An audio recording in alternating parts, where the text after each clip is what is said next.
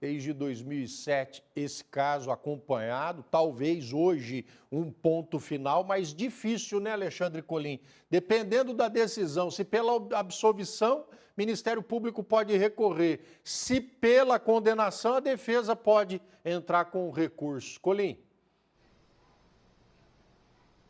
Rodrigo, deixa eu só corrigir uma informação. Eu acabei de maneira equivocada trazendo uma informação que poderia chegar até a quarta-feira, mas a correção foi a seguinte: a partir do momento em que houve esse intervalo, não é? E aí a gente pôde conversar com os advogados de defesa, ainda que eles peçam, não querem ser filmados, ainda que eles peçam para preservar a imagem dos réus, a gente consegue ter um papo muito mais próximo, inclusive com o promotor de justiça. E a situação é assim, Rodrigo: agora à tarde vai começar a sustentação oral dos advogados de defesa, mas ao contrário do que eu havia dito inicialmente, essas 2 horas e meia vão ser divididas em 4 defesas. Ou seja, o promotor de justiça tem essa prerrogativa, ele tem então as 2 horas e meia, inclusive com a possibilidade de réplica, e depois tem a tréplica dos advogados. Porém, as defesas, elas vão ter que dividir esse tempo de aproximadamente, na realidade, esse tempo precisamente de 2 horas e meia, tanto que deve sobrar o quê? Para cada advogado de defesa, em torno de 36, 37 minutos. Isso, na prática, significa que mesmo com réplica e com tréplica,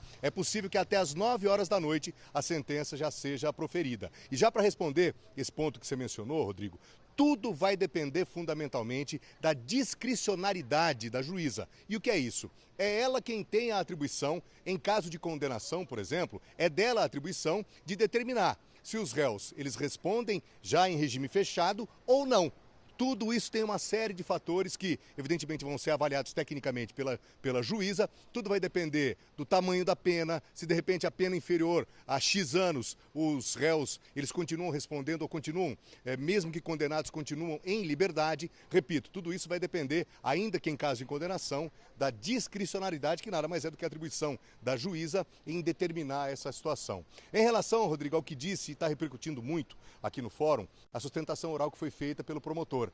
Dr. Djalma Marinho, ele num certo momento, Rodrigo, ele frisou muito para o Conselho de Sentença a ação que, na visão dele, Ministério Público, e tudo isso evidentemente faz parte do conjunto probatório, da ação equivocada da Polícia Militar, desencadeada naquela madrugada de 15 de dezembro de 2007, que culminou na morte do Carlos Rodrigues Júnior, o Juninho. Desde a chegada, desde o momento em que houve a denúncia, uma motocicleta que estaria ali no interior daquela residência, os PMs chegam, entram a partir da casa de uma vizinha. No quintal dessa vizinha, eles olham por cima do muro para verificar se a moto está no quintal da casa do Juninho. Aí depois eles entram e aí depois há uma contradição ali em relação à janela que teria sido arrombada de fora para dentro, mas não. Na realidade, a perícia confirmou que ela foi arrebentada de dentro para fora, ou seja, uma movimentação que teria ocorrido dentro do quarto onde o Juninho acabou levando, segundo o Instituto Médico Legal, 31 choques elétricos. Ainda em relação a esses choques, Rodrigo, o fio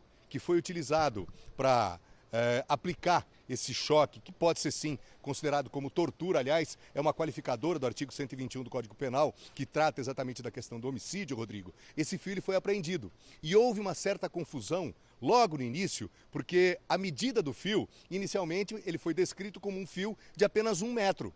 E, na realidade, houve um equívoco ou, de repente, alguém tentando maquiar alguma coisa. Tanto que o fio, na realidade, o fio apreendido e que foi utilizado para aplicar esses choques no Juninho, ele tinha 3 metros de comprimento.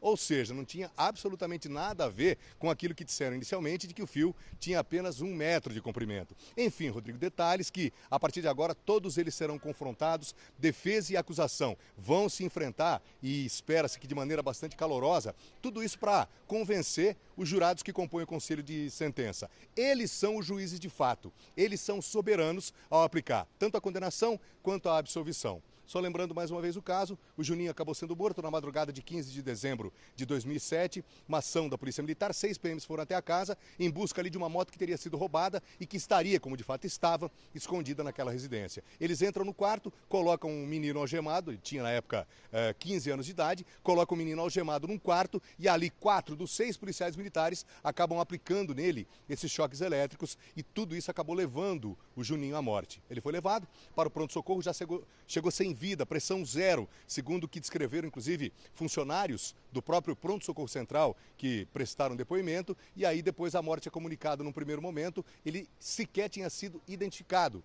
quando o corpo chega ao Pronto-Socorro Central. Os policiais foram presos inicialmente, levados que foram para o presídio Romão Gomes e expulsos da corporação no ano de 2008. Vai depender, Rodrigo, de tudo aquilo que vai acontecer. Aliás, o momento decisivo é agora à tarde.